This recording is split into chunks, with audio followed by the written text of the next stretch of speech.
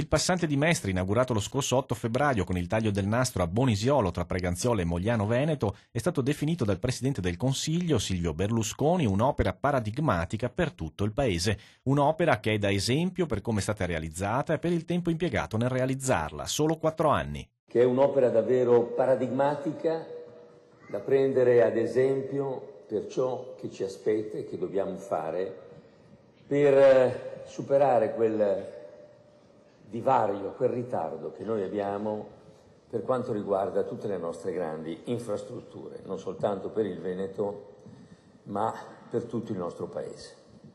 Complimenti e grazie a tutti coloro che l'hanno reso possibile. Complimenti a Giancarlo Galan e alla sua determinazione, che qualche volta è stata anche ostinazione. 4 anni soltanto. Staremo a vedere chi saprà fare meglio di noi. Vi ringrazio tutti con il ringraziare l'amico Altero Matteoli e il mio Presidente Silvio Berlusconi. Lo stesso Presidente che l'11 dicembre 2004, il giorno della posa della prima pietra, si impegnò ad essere presente alla fine dei lavori. È stato di parola.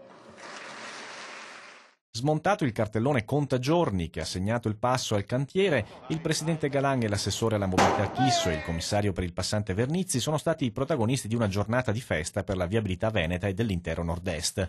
Il passante mette in archivio le lunghe code al casello di Villabona e sulla tangenziale di Mestre ed è la prima opera di federalismo stradale perché, ha spiegato il presidente della regione, le risorse raccolte con i pedaggi resteranno in Veneto e saranno utilizzate per altre opere pubbliche. Il passante di Mestre è dunque diventato anche il simbolo dell'Italia migliore e di un grande Veneto capace di indicare la direzione di marcia. Se le idee e le merci circolano liberamente, ha detto Galan, si ha il benessere, si ha la fortuna di un paese. E che il passante sarà la strada di casa, della casa di ognuno di noi che da domani ricominceremo a porre mano ad altre straordinarie imprese, quelle che ci consentiranno di vivere più felicemente la nostra vita in una grande comune città chiamata Veneto.